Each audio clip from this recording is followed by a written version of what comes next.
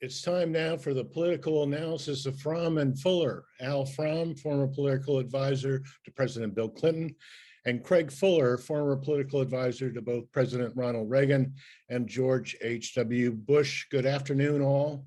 Greg, last week we spent a good bit of time discussing the issue of competency as it relates to the Biden administration's handling of the American withdrawal from Afghanistan. And we might need to come back to that issue next week when the final troops will be withdrawn from that country. But today, I'd like to focus on the potential political consequences for Biden as he faces a very significant budget battle in the next couple of weeks, and of course, the 2022 midterm elections. What is your take on how he stands now? I go back to something that someone said years ago when I was in the White House and we were watching the numbers go up and down for Ronald Reagan. The phrase was that a president has kind of a bank account of sorts, a political bank account, and he's either making deposits into that account or making withdrawals. And of course, the idea is to take every opportunity to build your political credits, because you know at some point you're going to have to spend some of that. And I think that Biden is either spent or lost, depending on how you want to think about it, some of his political capital with the exit from Afghanistan, at least as we know it now.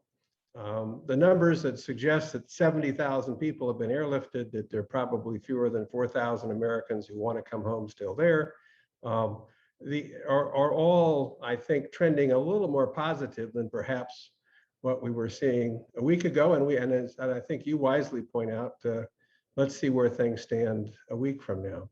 But there's no question that he was not building political capital with the way this was executed. Ironically, as you look at the issues ahead for him with the infrastructure bill, the budget bill, which leads to reconciliation where you've got spending and tax provisions that have to move through Congress, a debt ceiling measure has to move through Congress to keep the government going, all of this at the end of September. The question that I think Democrats are going to have to ask, I'm going to hand this one over to Al, but what they're going to have to ask is, do they get behind the president of their party and provide wins on the domestic front, on the spending front for infrastructure and all these domestic programs, or do they make life difficult? Foreign policy is not usually the driving force in elections. It's usually about jobs. It's certainly now it's also about COVID and health. That's been a little more problematic. But in some ways, I think that, not that it was by design, but I think that the challenges that the Biden administration faces on its foreign policy front might in some way actually bring Democrats together around some of these domestic policies. The reality is, and we talked about this in prior election discussions, the reality is the all-important group are the independents. My Republican Party is smaller than ever. Very, very few are going to be Biden supporters. But the independents need to be thought about. And one of the documents coming out recently suggested the independents were a little concerned about the large budget deficit. That gives people like Manchin and others a chance to pare that $3.5 trillion package down a little bit, I think. But you've got to be mindful of where independents are falling. And I think I don't think it's time to write off Democrat strength in the midterms, or certainly in a presidential election down the road. But those both are way down the road with a lot of things to develop. But what Biden needs absolutely is to begin to put political capital back in that bank account. And he's got some big measures coming at him in September to do that with, but it's going to be a tough negotiation all the way through, I suspect. Al, you were predicting a couple of months ago, or at least you were kind of telling about the historical nature of midterms and how it trends against the party in power. Now we have this issue with Afghanistan. What's your take on where Biden and the Democratic Party are right now? Well, I sort of agree with where Craig comes out. Look, it seems to me there are two things that are going to determine how we do in the midterms. Presidential elections a long way off, and as Clinton and Obama showed, you can have terrible midterms and come back and win pretty decisively in the presidential. I think there are two things that are going to determine how well the Democrats do in 2022. One is Biden's approval rating, and the second goes to what Craig was alluding to on the budget fight, which is whether it's the progressives or moderates that define the Democratic Party in swing districts, because that's where there happen to be probably a lot more independents, or at least people who vote for one side or the other, depending on the facts in front of them, because that's where the election is going to be decided. You know, the president should have an approval rating of over 50% to feel comfortable going into a midterm. Biden has taken some hits because of Afghanistan. I personally think those will be temporary because we don't know how this is going to turn out. But the real issues are going to be the pandemic. I think the pandemic, whether kids can go back to school in the fall without having in-school learning being disrupted, you know, and then the question of how much we're going to spend, how much, you know, where the Afghanistan thing also has an impact is it does, seeing all those pictures on TV, whether they're fair or not, does sort of is sort of a hit on the competency of government. And so when you want to expand government in light of that, a lot more people, at least in swing districts, are likely to be skeptical. But I want to take a closer look at this budget deal because I think it's really, really important, and it shows what the fight in the Democratic Party is about. First of all, you know, the fight this week, which wound up with the House passing with all Democrats, the $3.5 trillion budget outline, really didn't settle anything, because what it basically did is kick the can down the road a little bit. For those who don't understand the arcane processes of the congressional budget, the budget resolution which they passed, and which the Senate passed a couple of weeks ago, are just resolutions to sort of give guidance to the committees, because they're not law. They're not signed by the president. They don't have to be agreed to by both houses. And in this case, in the budget, it's just an outline. There aren't any of the programs. So, you know, it says we want spend a lot of money. Progressives want to expand the size of government. They haven't quite told us how. That'll be decided in the months ahead as the legislation is actually drawn. What the moderates are insisting, and it was Josh Gottheimer in the No Labels group, the Problem Solvers Caucus, that did a letter to Pelosi. There were 9 of them that said, you know, let's do the bipartisan infrastructure bill first, and then let's go to the rest of the spending. In fact, that's what the House did on Tuesday, because in the resolution, the House also agreed to do a September 27th vote, or a vote by September 27th on the infrastructure bill, and that's going to be before the budget is done. So that will be done. But you know what I really wanted to focus on for a second, because I don't think people quite understand this, because you don't ever get this on the cable TV analysis. They like the loudest voices, and so here, this is really an important political fight that goes directly to control of Congress, because let's just take the progressives.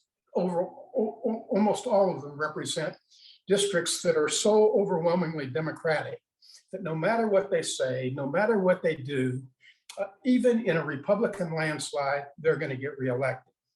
Many moderates, in contrast, come from districts that have a lot of swing voters who are independents, some soft Republicans, soft Democrats who vote depending on the facts of the year. So what does that mean?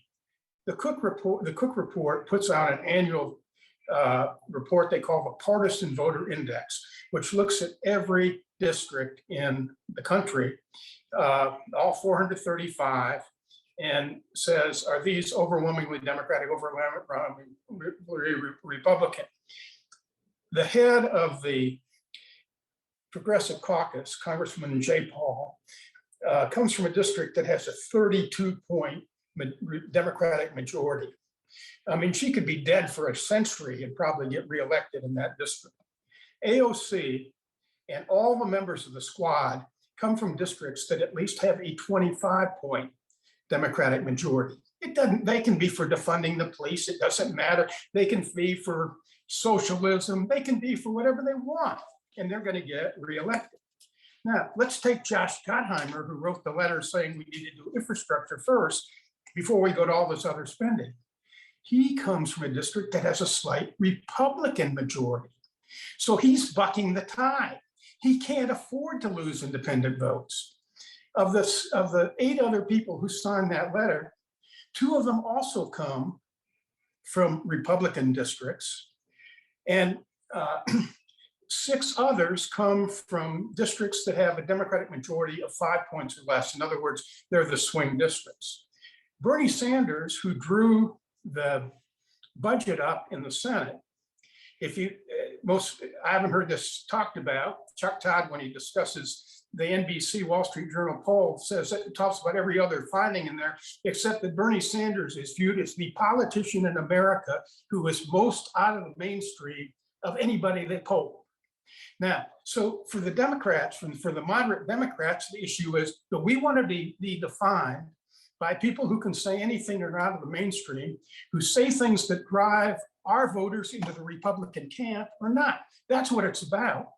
And in the end, Biden has got to understand that, because he beat Sanders 2-1 in the primaries by taking exactly the kind of position, political positioning that Josh Gottheimer and the Problem Solving Caucus is doing. So that's what the fight's about. In the end, I think Pelosi pushed it down the road, but she'll get she did it in a very clever way, because she's going to get the infrastructure bill.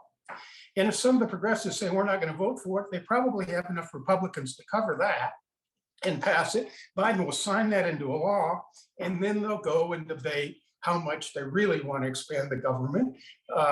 And we'll do it in a context of the moment. If there's more inflation, it'll probably be smaller. If it looks like inflation is abated, it may be bigger. But in other words, this fight is about numbers, it's about priorities, but it's also about politics. Connecting this a little bit to current events, maybe 3 or 4 months ago, both of you kind of poo-pooed this idea that there would be a serious recall in California. And now at least some reports indicate that there will be a competitive situation out there. This clearly would be a sign if Gavin Newsom loses that recall. What does that mean?